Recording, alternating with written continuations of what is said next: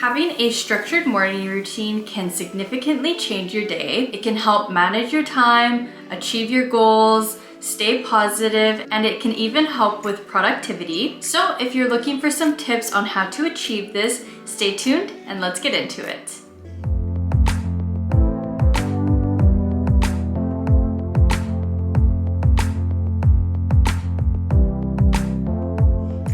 Hey everyone, welcome to Life with Sacha. I decided that I wanted to try to do a mini series. Welcome to episode number 1. I decided that for the month of March, I wanted to kind of dive into the topic of that girl routine. This is pretty much about becoming your best self with an authentic routine. So for this episode, week number 1, it's going to be morning habits that can instantly upgrade your life. So I'm just gonna stop talking and let's get into point number 1 of my series.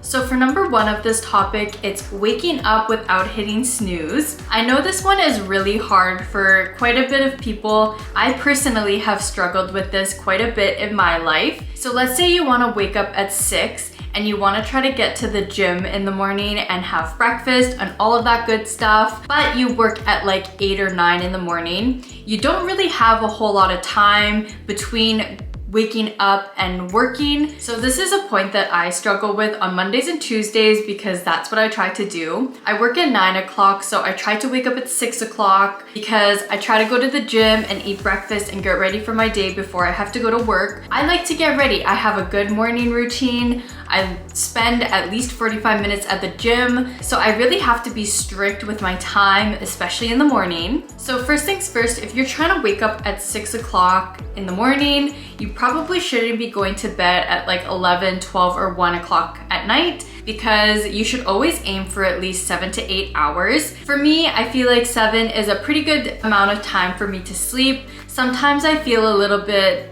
groggy and like tired still when I get 8 hours of sleep, so I feel like 7 is like my sweet spot. So it's really good to know your body and kind of know how long you need to sleep because it can always be different. But I do think no later than 12, but that's just my personal opinion. So another way that you can achieve waking up without hitting snooze is you can try to set some goals before you go to bed for when you wake up. So like I was saying, I like to try to go to the gym in the morning. So that kind of gives me an incentive to wake up and actually get my stuff done, because if I wait too long, I'm probably not gonna go to the gym. So it's always good to try to like motivate yourself a little bit and set some goals for stuff that you want to achieve. It doesn't even have to be going to the gym though. It can be waking up and going for a walk. It could be waking up and making yourself a big, tasty, nutritious breakfast. It all depends on what your goals in life are and what you're trying to achieve. But it's always good to try to set a goal and give yourself a reason to wake up and get your ass out of bed.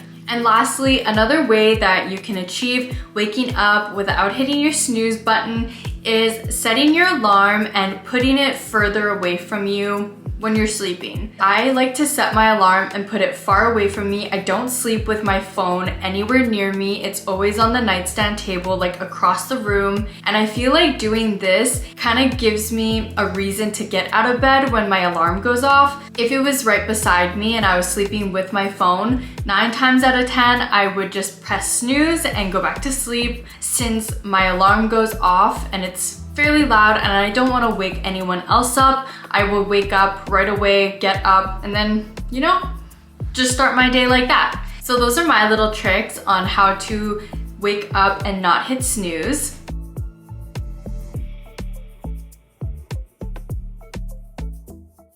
The next tip on my morning habits is hydrating first thing in the morning. So hydrating first thing in the morning has a few different benefits. So firstly, it can help with digestion. Drinking water on an empty stomach can stimulate your digestion and regulate your bowel movements. And you know, who doesn't love a good bowel movement?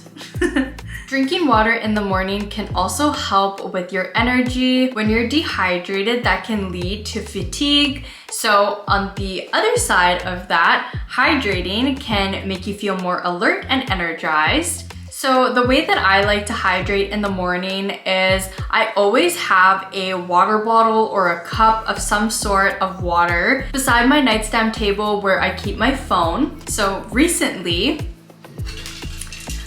I have this massive cup, but I saw this on Uline and I got it from my company, and I saw that it was sparkly with a star, and that's me. So I decided to get it. But I like to keep a cup like this beside my nightstand table because it has like a rubber sealant around it, so you can close that. And then this is sealed from like the room, the elements, the dust around your room. And it's just so handy. There's a lot of water in there, and if you put ice in it, it stays cold all night. So when you wake up in the morning, you can get a nice, crisp, ice cold sip of water. Me and Luca have implemented this into our nightly routine. So before we go to bed, we always ask one question: do you have Kilo or do you have the water? Because Kilo doesn't like to walk up the stairs at night. Don't even get me started on that. But water is clearly important as well. And I feel like in the mornings too, my mouth gets so dry, and it's always good to start with a cup of water. If you really wanted to get fancy with it too, you could also put like lemons in there and cucumber, so it's like a really nice, refreshing detox water when you first wake up. But anyways, that is how I stay hydrated in the mornings and why it's important.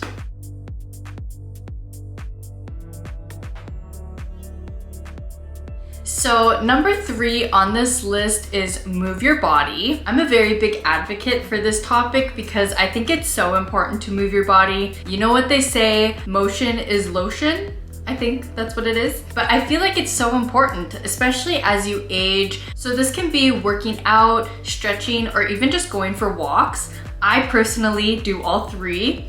And even more. I got 16,000 steps yesterday just from like walking, going to the gym, and cleaning my house. I really do think that having a dog is beneficial for this step because it kind of gives you a responsibility that you have to go out and like go give him a walk at least 2 or 3 times a day. So it kind of like pushes you to go outside. So I usually start my day off with walking Kilo if it's my turn to walk him. So sometimes I walk him, sometimes Luca walks him. Kind of just depends on who does what. But I like to give him walks in the morning because it gets my body moving and it also gives me some fresh air. So after I give Kilo a walk, I'll go to the gym, and I always stretch before my workouts. So I'll stretch and then I'll lift weights. So that's kind of how I implement moving my body into this. So a few benefits that you can get from moving your body, especially in the morning, is it can improve your mood, it can give you some energy, and it can also improve your focus for the rest of the day. So who doesn't want that? Start your day off right.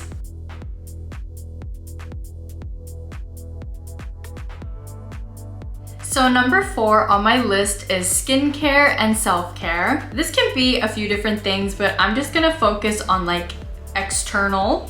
But having a good skincare and self-care routine can make you look good, feel good, and just overall make you more confident, because when you look good, you feel good. That's literally my motto. Look good, feel good on the inside and out, because we are building self-confidence, and self-confidence obviously comes from the inside first, but it helps a little bit when the outside matches what you feel inside. So a few tips for skincare and self-care. I believe that it's super important to have a set routine that you consistently go to, because consistency is key. So I feel like it's really important to kind of figure out what you're trying to achieve, because obviously my skincare routine won't apply to everyone out there, because not everyone is trying to fix what I'm trying to fix. But there is some basic stuff that I feel like you should be implementing into your routine.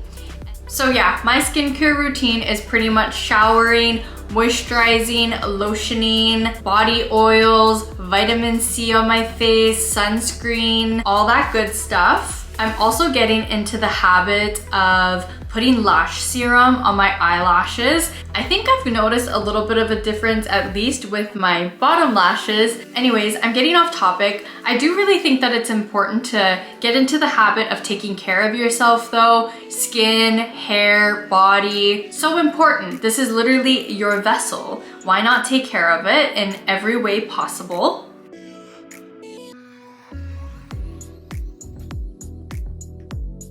So lastly, the last habit that I want to talk about today is number 5, and that is a mindful breakfast and journaling or reading. And this can kind of go into self-care too, but I'm just making a whole new point for it. I feel like it's important for your breakfasts, especially after going to the gym, is having some protein in it. So I try to aim for like eggs, toast, and avocado. My favorite thing is avocado toast. So I'll have like a piece of toast, avocado with an egg on top. Sometimes I'll also eat like oatmeal, so I'll make oats, which are like fairly high in protein with some high protein milk and then some fruit inside. For any breakfast that you decide, I feel like you should try to aim for proteins and nutritious food, like oats, fruits, eggs, steak and eggs, that's a thing. So for journaling and reading, it kind of depends on what I want to do that day. Sometimes I will read a chapter or 2 of the book that I'm reading. I'm currently reading 48 Laws of Power.